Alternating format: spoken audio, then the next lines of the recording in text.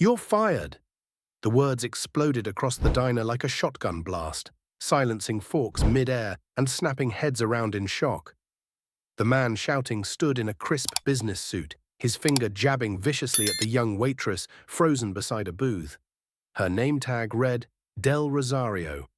Her hands, still clutching a dish towel, trembled slightly, but her eyes didn't waver. She wasn't crying, not yet.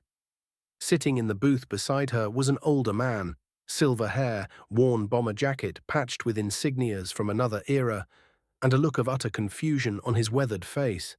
He clutched a plate of food like it was the only thing grounding him.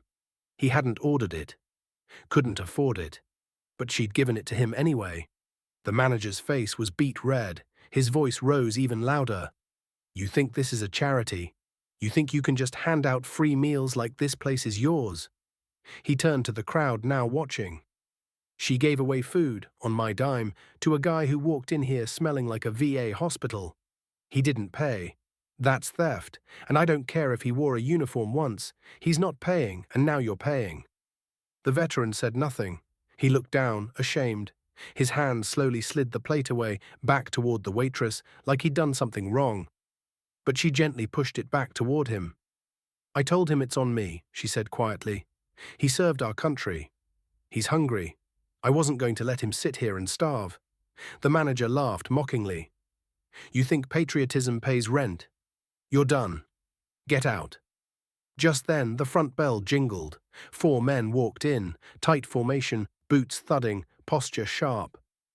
They weren't just Marines, they were Marines, decorated, composed, and scanning the scene with practiced eyes.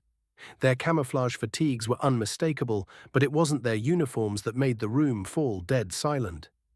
It was the command in their presence, like the air itself made room for them. One of them, a broad-shouldered man with dark eyes and a faded scar on his cheek, stepped forward. "What's going on here?" he asked calmly. The manager turned, still fuming. "This girl thinks she can give away food to freeloaders and call it kindness." The Marine looked past him, straight to the veteran still sitting quietly in the booth. His face changed instantly. "Staff Sergeant O'Leary." The old man blinked, startled. "How do you—" "Camp Pendleton, 1993. You trained us, saved 2 of us from an IED in Kandahar." He turned slowly to the manager. "That freeloader taught me how to survive war, how to be a leader. He's the reason all 4 of us walked in here, alive." A stunned hush fell over the diner. Another Marine stepped forward, his voice razor-sharp. "You fired her for helping him." He pulled something from his back pocket, a military challenge coin, polished and gleaming. He set it gently on the counter. "This coin's given for extraordinary acts of honor. I've only handed out 2 in my life. She just earned 1. The other Marines nodded silently. One of them stepped up beside the waitress, now shaking not from fear, but from shock.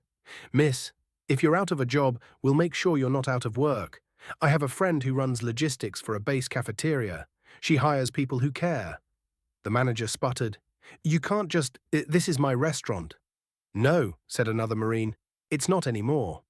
From a corner booth, an older woman raised her phone. "I've been live streaming this whole thing," she said. "Thousands are watching, including the local news." The manager's face crumpled. He stammered, turned, then stormed toward the back office as murmurs rippled through the crowd. Clapping started, at first soft, then rising like a wave. Diners stood. People from the kitchen peeked out. Phones were lifted, smiles returned.